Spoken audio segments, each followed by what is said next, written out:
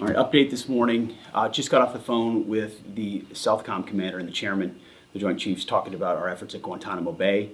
That is ongoing. We're leading forward on supporting the president's directive to make sure that we have a location for violent criminal illegals as they are deported out of the country. No one's going to wait on the Defense Department, and we're working that in real time. But I also wanted to give an update on the tragedy that happened last night here in Washington, D.C., and provide a little bit more information as we are actively working to investigate and understand what occurred and why. At about 8:48 last night, a UH-60 assigned to the U.S. Army Aviation Brigade in the Military District of Washington, Fort Belvoir, Virginia, collided tragically with a civilian airliner. The unit involved, the Army unit involved, was Bravo Company 12th Aviation Battalion at Fort Belvoir. It was an annual proficiency training flight.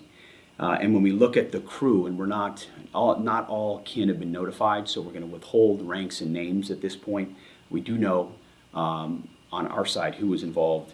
It was a fairly experienced crew, and that was doing a required annual night evaluation. They did have night vision goggles. The 12th Aviation Battalion, as of now, is granted a 48-hour operational pause on contingency missions as what happened is reviewed, and a senior level aviation team, an investigative team from our Aviation Safety Center, was deployed last night and already is in Washington, D.C. to investigate what's going on. We anticipate that the investigation will quickly be able to determine whether the aircraft was in the corridor and at the right altitude at the time of the incident. As I mentioned, next of kin notifications are ongoing. It's a tragedy, a horrible loss of life for those 64 souls on that civilian airliner, and of course, the 3 soldiers in that Black Hawk. They're in our prayers, their families and their communities. As people are notified, I can't imagine.